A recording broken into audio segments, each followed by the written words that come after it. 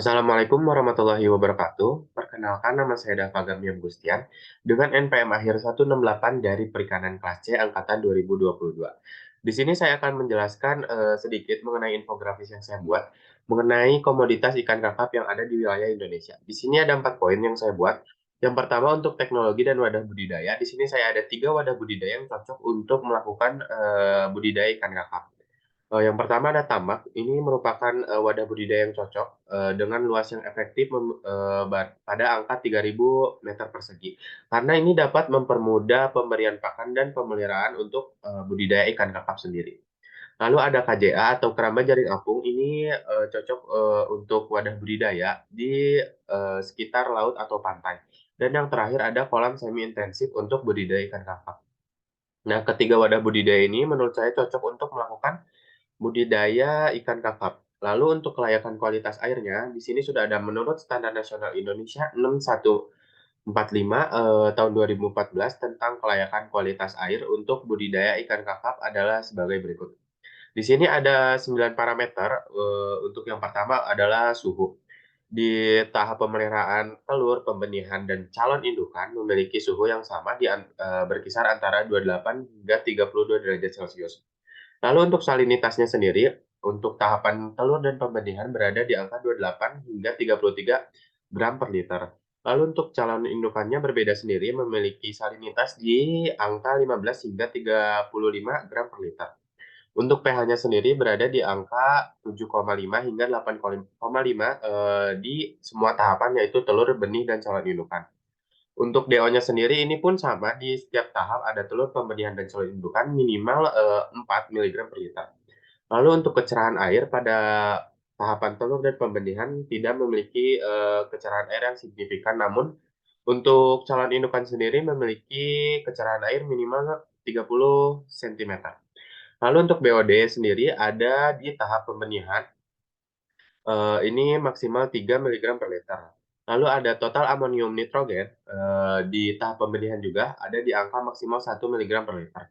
Dan yang ke-8 ada nitrit, ini pun, sama yang sebelumnya, ada di tahap pembenihan di maksimal 1 miligram per liter. Dan yang terakhir ada klor, ini pun di pembenihan maksimal 0,8 miligram per liter.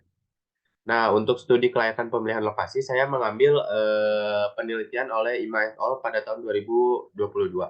Nah, di sini sudah ada hasil pengukuran parameter fisika dan kimia yang dilakukan oleh IMA et al. Pada tahun 2022, yang berlangsung di, BAP, Situbondo, Jawa Timur. Ini pun ada beberapa parameter yang mereka ukur. Untuk suhu sendiri ada di angka 29 hingga 30 derajat Celcius.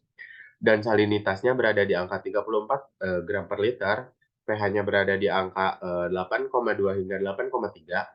Untuk DO-nya sendiri, ada di angka 5 miligram per liter, lalu nitritnya ada di 0,006 hingga 0,045 miligram per liter.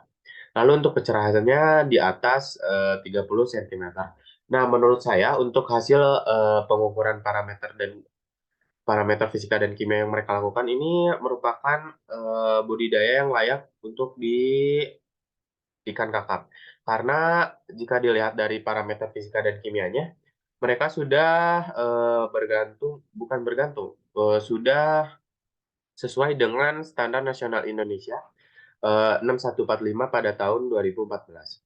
Nah, yang terakhir ada lokasi dan produksi, di sini saya ada data statistik dari lokasi dan produksi pembudidayaan ikan kakap menurut, Kementerian Kelautan dan Perikanan pada tahun 2021. Di sini sudah ada hampir, seluruh provinsi di Indonesia. Namun untuk, lokasi dan produksi yang paling tinggi berada di Provinsi Jawa Barat, dengan angka 1,151,29 dengan nilai produksinya ada di angka 62,741,895. Dan untuk yang terkecilnya berada di Provinsi DKI Jakarta, untuk volume produksinya sendiri ada di 0,33 dengan nilai produksi 23,100. Mungkin itu saja yang dapat saya sampaikan mengenai infografis yang saya buat. Kurang lebihnya mohon maaf, sekian terima kasih. Wassalamualaikum warahmatullahi wabarakatuh.